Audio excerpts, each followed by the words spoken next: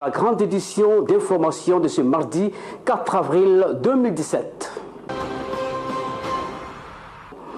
Poursuite des consultations à la présidence de la République. Aujourd'hui, le chef de l'État a reçu la majorité présidentielle, le rassemblement RL Olingankoy, Valentin Moubak de l'UDPS et le Front pour la République. Et puis lancement officiel ce mardi par la SENCO de la deuxième campagne d'éducation civique et électorale. Voilà tout pour le sommaire. Mesdames, Messieurs, bonsoir et bienvenue dans ce journal. Voilà, je le disais en titre, en prévision de son adresse de ce mercredi 5 avril devant les deux chambres du Parlement réunies en congrès, le président de la République, Joseph Kabila Kabange, a poursuivi ce mercredi les consultations des classes politiques. Le chef de l'État a reçu le rassemblement de Joseph Olengankoy, la majorité présidentielle, le Front pour la République et Valentin Moubake de l'UDPS. Guy Kifoto, Armandine Pola, explication. Le rassemblement de l'opposition courant tshisekidiste conduit par son président Joseph Olengankoy a répondu favorablement à l'invitation du chef de l'État pour faire avancer la nation. Ce qui concerne justement ces deux points, notre délégation qui était porteuse de quelques propositions pour pouvoir surmonter, si vous voulez, résoudre ces deux points, a, comme je viens de le dire, formulé son approche pour arriver à le résoudre. Le président a pris bonne note de ces propositions et il lui appartient désormais d'en tirer les conséquences, du moins en ce qui concerne le rassemblement courant tshisekidiste, humaniste et progressiste. Rassemblement courant tshisekidiste a formulé une proposition au président. C'est au président de la République d'en donner la teneur au peuple congolais. Réagissant à l'éclatement du rassemblement en deux courants, Bruno Tchibala précise. Le souci, l'impératif de l'unité du rassemblement est partagé par notre courant et préconisé pour y parvenir. Mais nous avons posé quelques conditions qui portent sur le retour aux fondamentaux des Genval.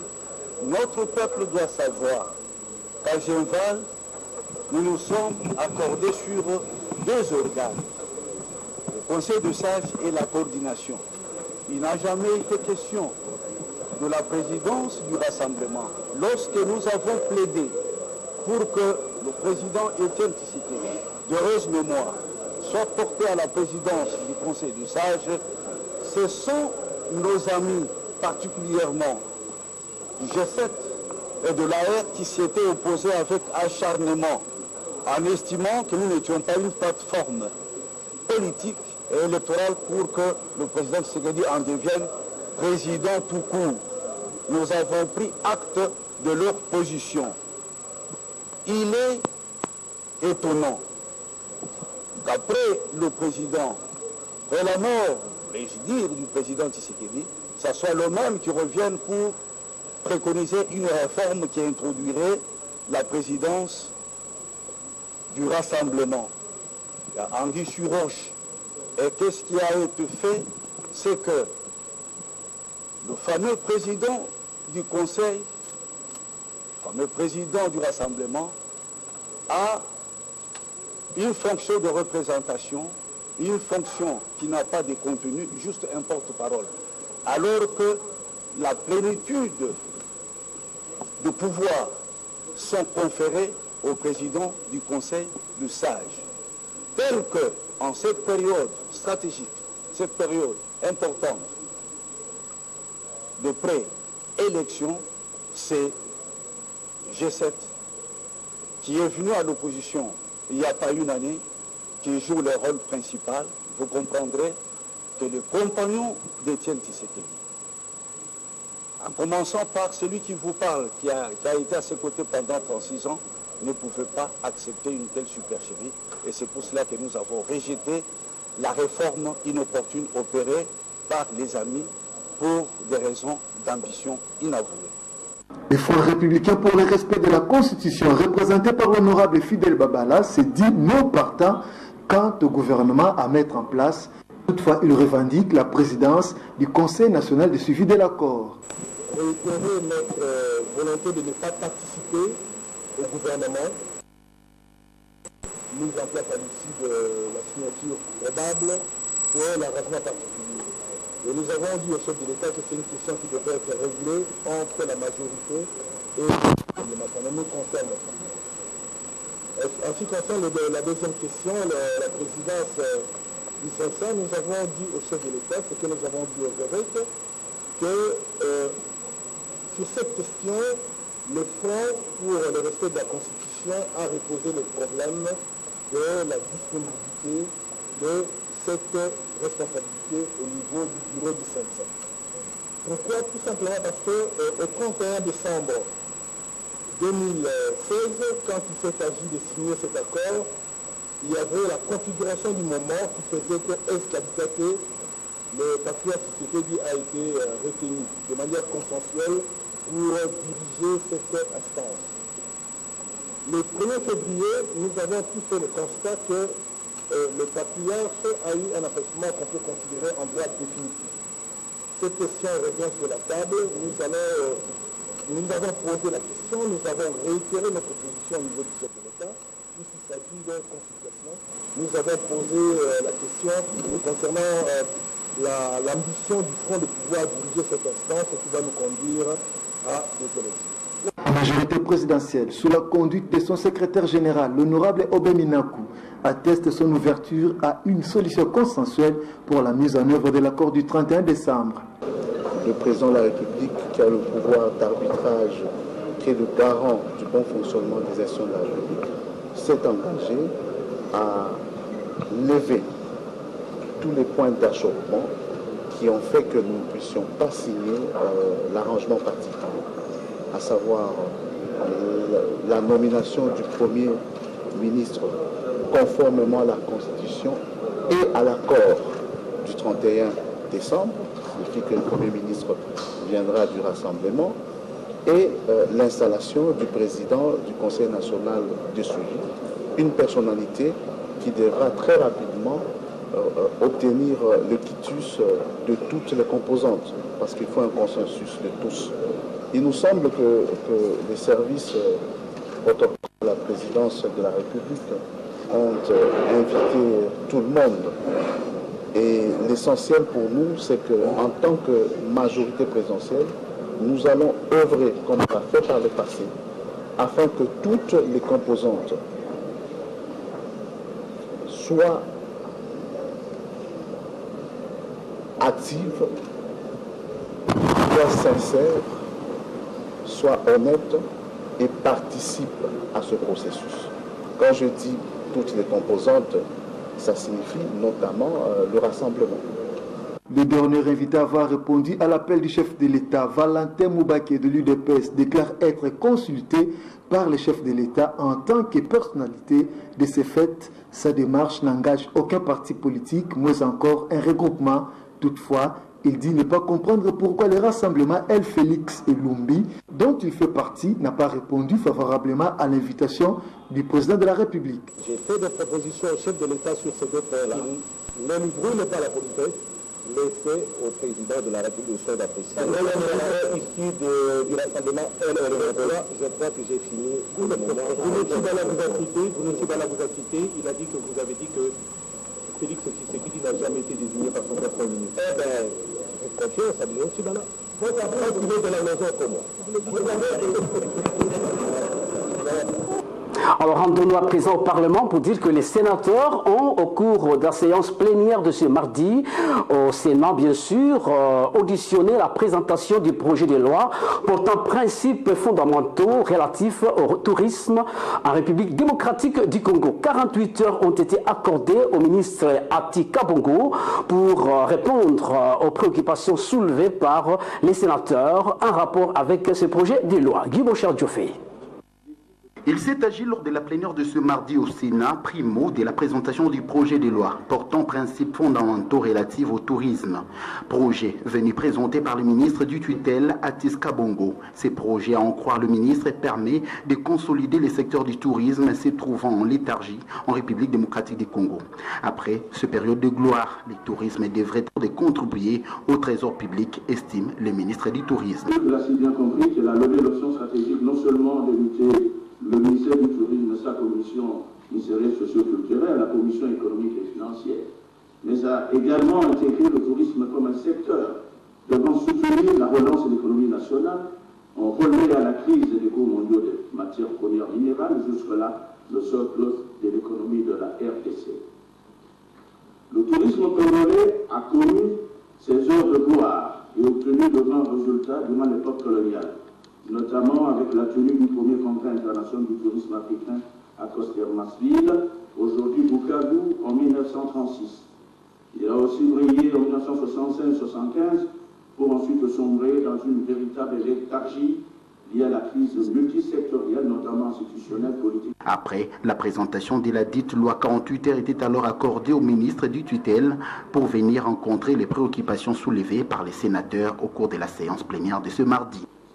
À notre proposition de loi et que la commission y apporte autant d'intelligence qu'il faut et même les avis des collègues qui venaient d'intervenir, que ces collègues aillent en commission. Cette loi, cette proposition de loi, c'est une proposition de loi, une fois promulguée, ce sera une loi très importante pour la République. Nous tous, parlementaires, nous sommes les défenseurs des droits humains. Nous aurons un statut légal. En second lieu, le sénateur Moulaïla du Peu-Perdé est passé également à la chaire du Sénat pour présenter et solliciter de sénateurs le projet de loi portant protection et promotion des défenseurs des droits de l'homme. C'est dans cette ambiance que la séance plénière de ce mardi s'est clôturée au Sénat avant que le président du Sénat, Léon Kengo-Adondo, confirme l'adresse du président de la République devant les congrès pour ce mercredi 5 avril 2017. Autre chose dans ce journal, la conférence épiscopale nationale du Congo a procédé ce mardi 4 avril au lancement officiel de la deuxième campagne d'éducation civique et électorale au siège de la SENCO dans la commune de Lagombe. Ce vaste programme lancé par les évêques s'étend sur une durée de 3 ans et 9 mois et prévoit de mener plusieurs actions avant, pendant et après les élections. La conférence épiscopale nationale du Congo a procédé ce mardi 4 avril au lancement officiel de la deuxième campagne d'éducation civique et électorale. Ce vaste programme dont lance la SENCO s'étendra sur une durée de 3 ans et 9 mois et prévoit de mener plusieurs actions avant, pendant et après les élections. Avant les élections précises, la SENCO, il s'agira de la mise en œuvre de 3 campagnes d'éducation civique et électorale pour préparer les populations à la tenue des élections démocratiques et apaisées et favoriser l'engagement et citoyens dont les jeunes. La cérémonie de ce jour revêt une double signification dans la mesure où nous allons d'abord prendre connaissance des résultats de la première campagne et ensuite participer au lancement officiel de la deuxième campagne de l'éducation civique.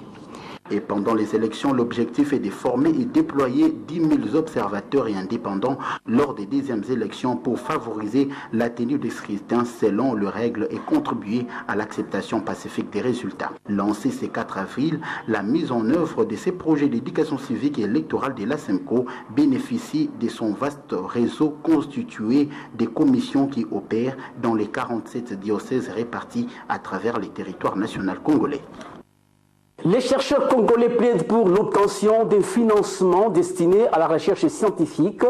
Un des leurs, l'ingénieur Philippe Condé, invite la classe politique congolaise à revenir à la raison et à respecter les lois de la République pour permettre au pays de se développer. Détails et précisions dans cet élément. C'est aux politiciens congolais, toutes tendances confondues, qu'il faut attribuer la faute de l'échec des négociations sous la médiation de la CENCO pour la mise en œuvre de l'accord politique du 31 décembre. Afin de permettre au pays de décoller, les chercheurs scientifiques et technologiques exhortent la classe politique à revenir à la raison et à respecter la loi comme sous d'autres cieux. On doit rentrer sur la logique. Ce système nous a amenés là où nous sommes, jusqu'à l'arrivée exactement des forces de l'Afrique. C'est la gestion. Le président lui-même, Mobutu, l'avait dit, après la consultation. C'est comme ça qu'il a pris distance bien père à 90. Il dit déshabiller Saint-Pierre pour habiller Saint-Paul. Parce que maintenant, tout le monde croit que, effectivement, dès que, excusez-moi, moi je n'aime pas le président Kabila, dès qu'il va quitter, il laisse les postes, donc tout marchera bien. Est-ce que moi je me pose la question, monsieur, est-ce que tout marchera bien à votre âme et conscience? Donc dès que le président Kabila ne sera plus président, qu'on mette un autre, ça est-ce que ça va marcher? Parce que le problème, il est profond. C'est un mécanisme qui doit remettre l'ordre. Après avoir inventé un moulin manuel appelé Wakasta, mais sans financement, l'ingénieur Philippe Condé fait constater qu'en République démocratique du Congo, les chercheurs sont à la traînée. Vous voyez, quand on parle de financement, on voit pratiquement, j'ai dit ici l'État, mais on sent que notre État est pratiquement dans l'impossibilité, on dirait, de nous financer. Parce que, exactement, il y a une... moi, excusez-moi, ça c'est moi qui le dis, on dirait qu'il manque exactement le financement. Parce que s'il en avait, il devrait exactement nous répondre. Nous sommes là au ministère du Plan. Alors c'est comme ça qu'on s'intéresse un peu à la politique du pays. Parce que tout va de pair, hein. Vous savez, même ce que nous faisons, c'est par rapport à la politique. Les hommes politiques sont appelés à s'entendre pour éviter de continuer à mettre le pays en retard. L'État, de son côté, a l'obligation de mettre les moyens nécessaires pour promouvoir la recherche scientifique en République démocratique du Congo. Les agents d'assainissement du boulevard Lumumba en colère pour non-paiement de leur salaire pendant 4 mois. Partant de Kingasani dans la commune de Kimbanseke, ils ont décidé de se rendre à la primature pour poser leurs problèmes au chef du gouvernement. Regardez. Ces agents d'assainissement de la ville-province de Kinshasa viennent de totaliser 4 mois sans être payés. Partant de la Tchangou, ils ont décidé de se rendre à la primature pour réclamer leur salaire auprès du Premier ministre Sami Badibanga.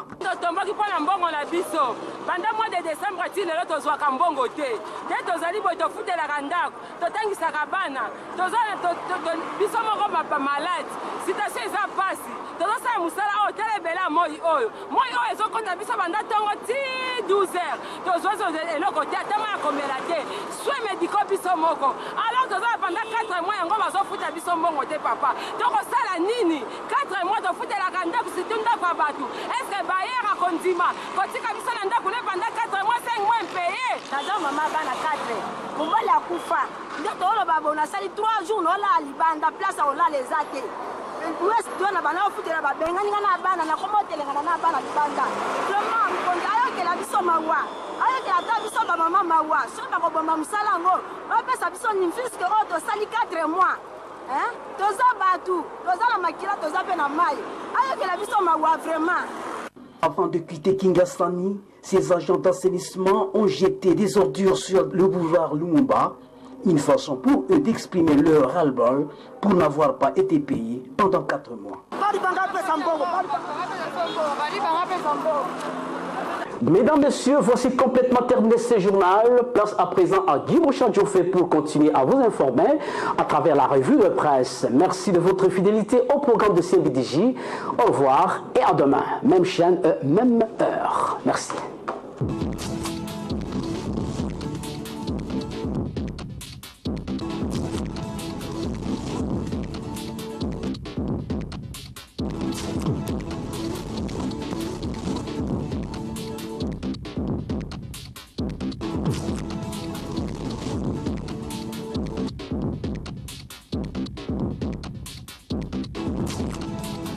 Bienvenue dans cette nouvelle ronde de journaux, mesdames et messieurs, bonsoir. L'adresse du chef de l'État à la nation domine l'actualité parue ce mardi dans la capitale congolaise, encore une fois de plus, bonsoir. Ouvrons les hostilités avec le maximum qui évoque dans sa une épisode de l'arrangement particulier Kabila au Congrès ce mercredi 5 avril. Croire le confrère, c'était pourtant prévisible, mais jusqu'à lundi 3 avril 2017, au milieu de la journée, il semblait acquis que l'adresse du président de la République à la nation via les congrès se tienne mardi 4 avril, selon le communiqué de la présidence de la République rendu public dès dimanche soir seulement. Le même communiqué indiquait qu'avant sa prestation décidément très attendue, le chef de l'État entreprenait une série de rencontres avec la classe politique et les forces vives de la nation, toutes tendances confondues lundi et mardi avant l'oral du Palais du Peuple, note le confrère. À ces mêmes propos, Kabila tranche des mains en rapport avec la primature et la présidence du Conseil national de suivi de l'accord. En prévision de son adresse à la nation, poursuit Forum des As, le Raïs a reçu hier l'opposition signateur de l'accord du 18 octobre conduite par Vital Kamerhe et l'opposition républicaine représenté par Léon Kengoa-Tondo. En cela, que les présidents de la République fassent l'état de la nation dans un discours devant les deux chambres du Parlement réunis en congrès. Cet exercice rentre dans la pratique régulière de ses prérogatives constitutionnelles, spécialement en l'article 77 alinéa 3 de la Constitution du 18 février 2006 en vigueur en République démocratique du Congo, qu'il s'agisse de l'année dernière comme celle en cours. L'environnement politique de la RD Congo présente quelques similitudes. L'élément d'intersection, c'est que le pays traverse une crise politique qui se répercute finalement sur le bon fonctionnement des institutions, conclut le confrère de l'IMT.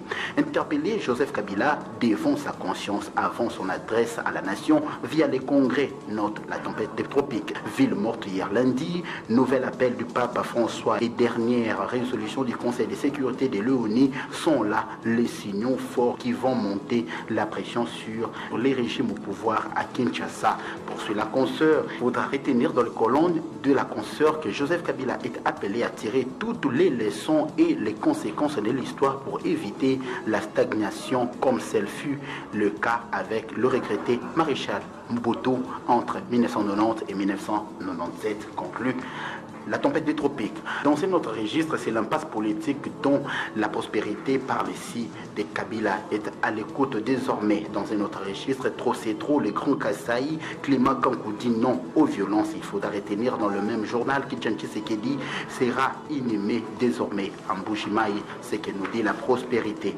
Dans ces colonnes, si en tout état de cause, cette dernière maintenant le cap sur Mbuji-Mayi, comme l'a si bien dit Félix-Antoine Tshisekedi Chilombo, comme lieu d'inhumation provisoire. Il va sans dire que les mêmes conditions de sécurité autrefois évoquées depuis Bruxelles par Monseigneur Gérard Moulumba vont être de nouveau exigées et que finalement prendra à charge le frais de rapatriement ainsi que les autres charges connexes. Félix et son fils l'a confirmé ce samedi 1er avril à Top Congo FM à Kinshasa. Au passage, il a fustigé au cours de la même intervention les vilains jeux auxquels se seraient donnés quelques plaisantins se faisant passer pour des hommes politiques pour affirmer qu'Etienne Tshisekedi aurait déjà été inhumé à Bruxelles en vertu de la loi belge qui semble-t-il proscrit la consignation de corps à la morgue au-delà des 60 jours. Faux et archi-faux, rétorquait-il, refusant de se rabaisser jusqu'au caniveau. Félix soutient qu'Etienne Tshisekedi Wamulumba, son père, sera enterré sur les terres bénies de ses ancêtres en République démocratique du Congo.